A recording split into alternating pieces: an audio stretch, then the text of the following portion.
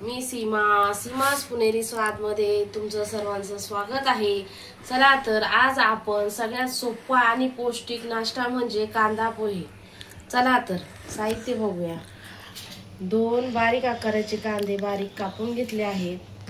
9 ते 10 हिरव्या मिरच्या घेतल्या आहेत। 9 ते 10 कढीपत्त्याची पाने घेतली आहे। पाऊण वाटी शेंगदाणे घेतले आहेत। आवश्यकतेनुसार तेल घेतलं आहे। थोडी कोथिंबीर कापून घेतली आहे। 1 चमचा जिरे, 1 चमचा राई, 1 चमचा हळद आणि चवीनुसार मीठ घेतलं आहे। मी हे अर्धा किलो पोहे भिजायला घातले आहेत, भिजवून घेतले आहेत। कधी नेहमी लक्षात ठेवा की पोहे कधी जास्त वेळ भिजून द्यायचे नाही। 10 ते 15 मिनिटात पोहे आपले छानसे भिजतात। जर जास्त वेळ भिजले तर पोह्यांचा गटका होतो आणि पोहे व्यवस्थित सुटसुटीत होत नाही। चला तर आता आपण एक कढई ठेवली आहे। सर्वात प्रथम आपण त्याच्यामध्ये तेल टाकणार आहोत।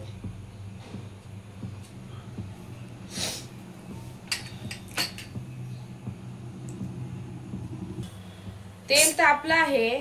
सर्वात प्रथम आपण शेंगदाणे तेलामध्ये चांगले परतून घ्यायचे आहे। थोडेसे खरपूस करायचे आहे। खरपूस केले की आपल्याला पोह्यामध्ये शेंगदाणे खायला छान लागतात।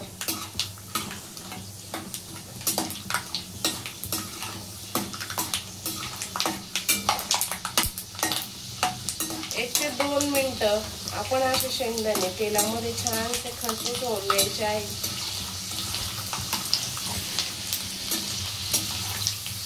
पाहू शकता आपले शेंगदाणे मस्तपैकी खरपूस झाले आहेत। तेच आता आपण त्या पोह्यामध्ये भिजल्यावरून टाकणार आहे, जेणेकरून तेल त्याच्यामध्ये व्यवस्थित निथळतं।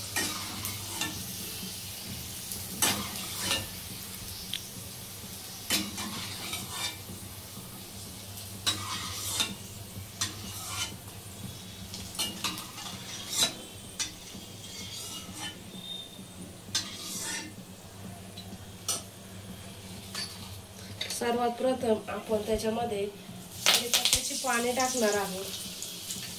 नंतर जी हिरवी मिरची कापलेली आहे बारीक ती टाकणार आहोत। 1 चमचा जिरे, 1 चमचा राई,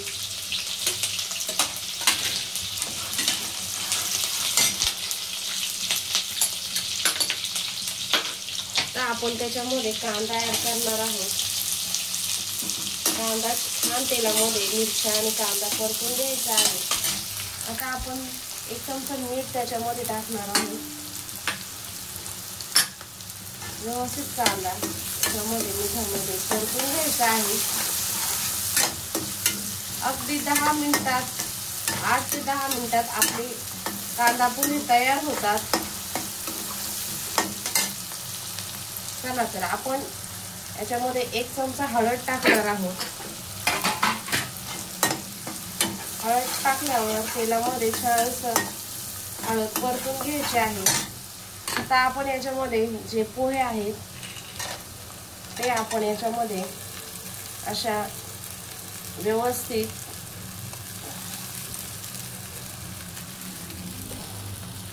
कढईमध्ये टाकून घ्यायचे आहे।